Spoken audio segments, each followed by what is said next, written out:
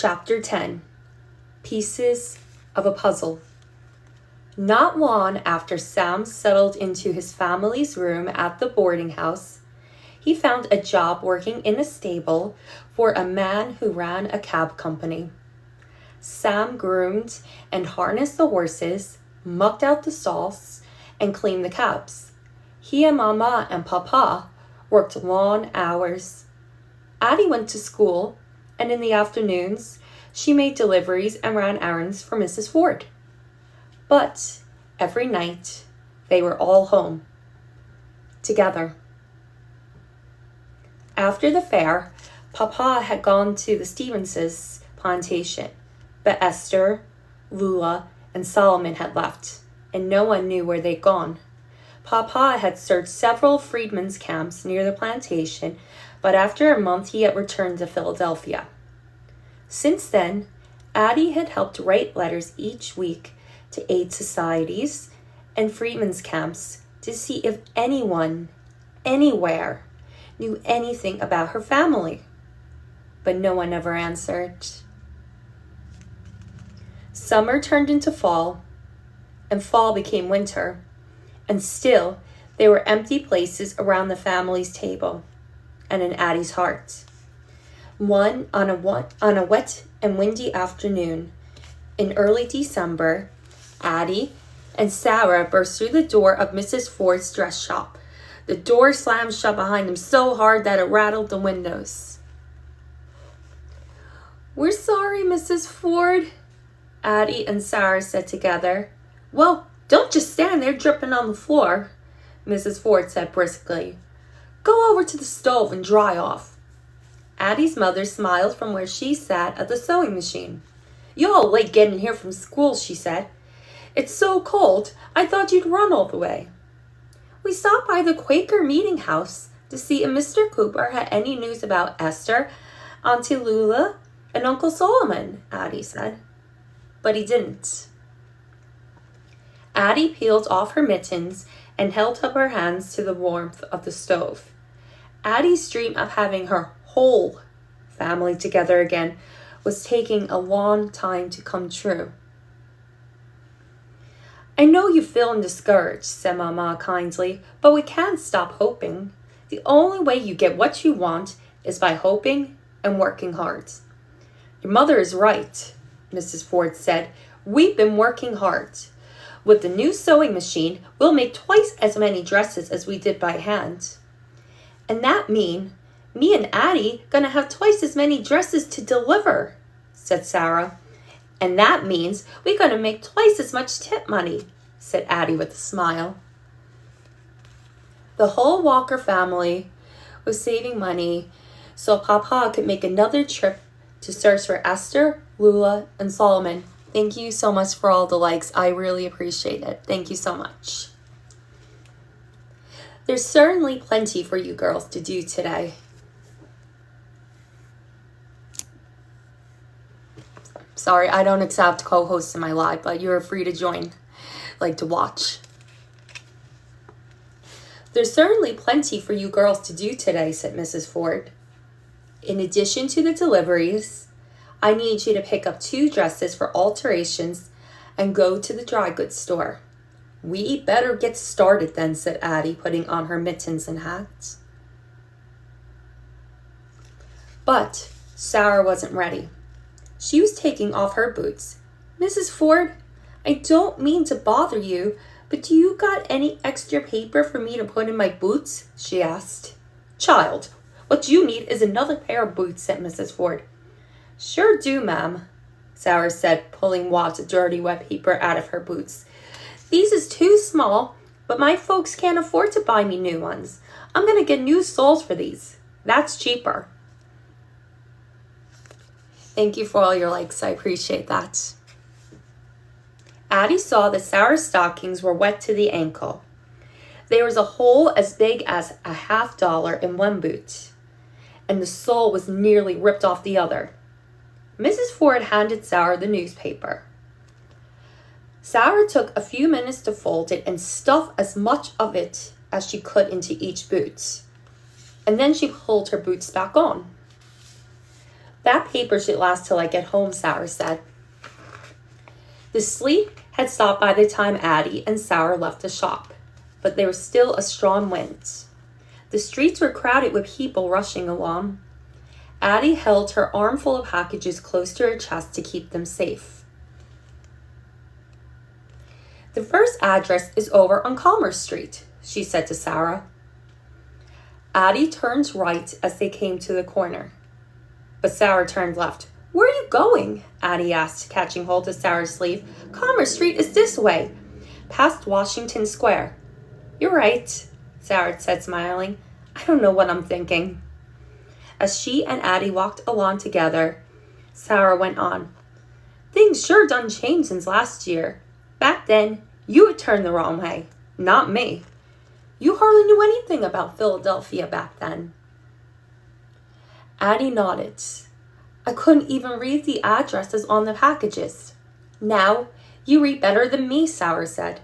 That's why Reverend Drake gave you the most important part to read in the celebration at church on New Year's Eve. I'm kind of nervous about that, Addy admitted. The Emancipation Proclamation is hard.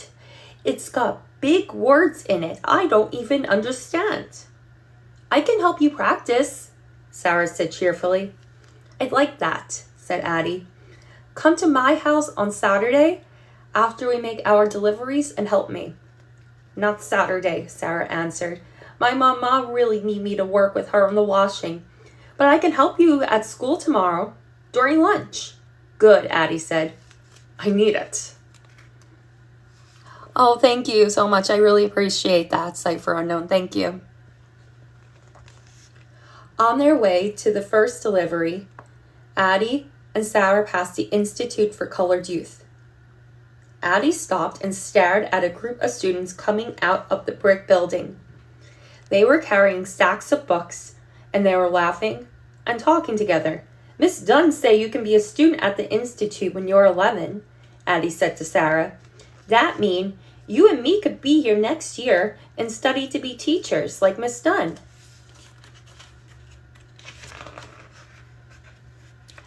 Oh, thank you. Thank you so much. I really appreciate that.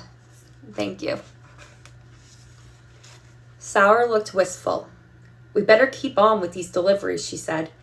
My feet getting wetter every minute. You're right, Addy said. As they walked on, she looked back at the Institute, thinking how wonderful it would be if she and Sarah were students there. After the girls finished their deliveries, Addy rushed home through the darkening streets. She was freezing. Her hat and mittens were wet, the hem of her petticoat was damp, and her feet were numb from the cold. Sarah's feet might be even colder than mine, Addy thought. She was grateful when she stepped inside the door of the boarding house. It was too early for supper, but Addy heard a murmur of voices coming from the dining room. She took off her hat, mittens, and coat, and went to see what was going on.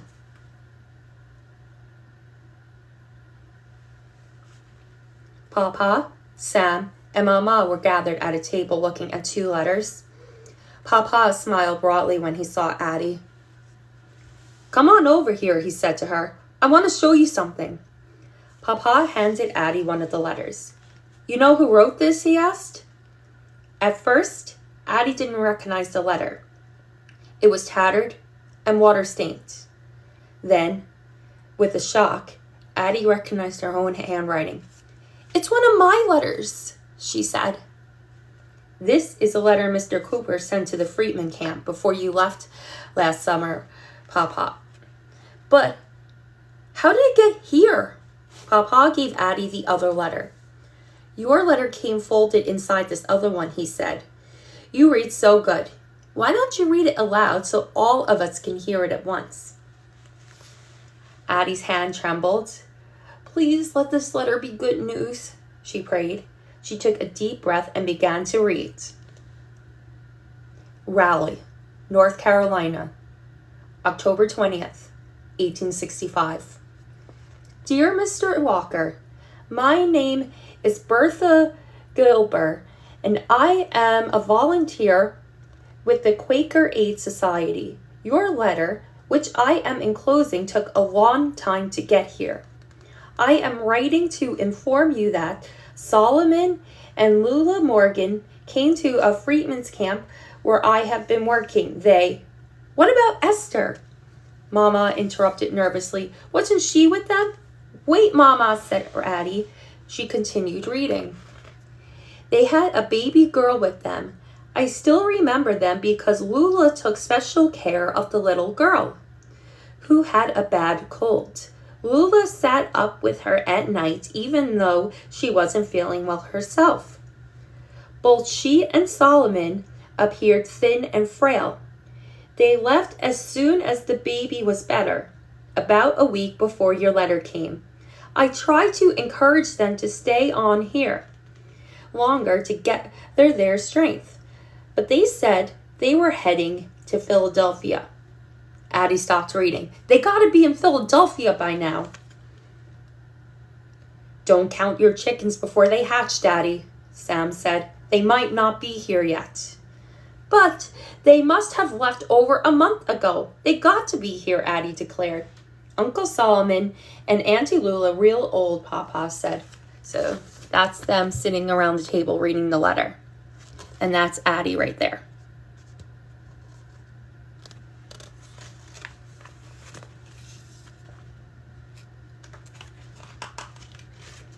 They can't travel fast. They could have run into bad weather or had to stop at another camp on the way.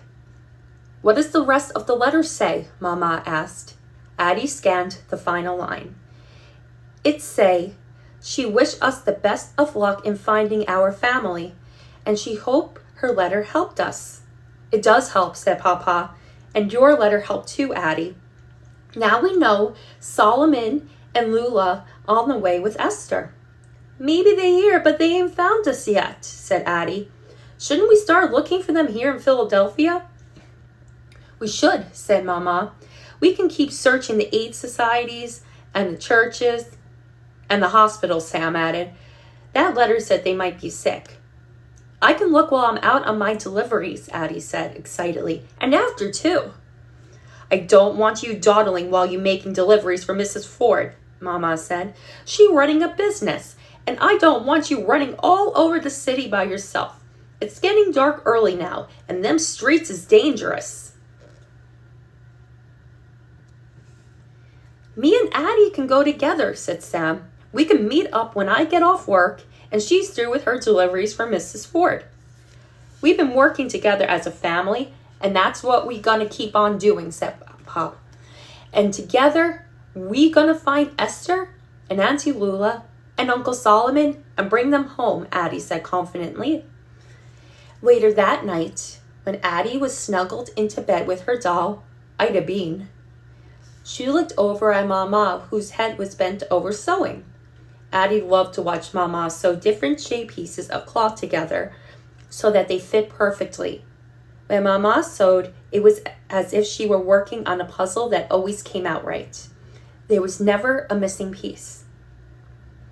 Addy hoped her family would soon be joined together like that, whole and safe. What are you making the dress for? Addy asked. Mama looked up and smiled. Esther, she said. It matched the one I'm making for you to wear to church for the Emancipation celebration.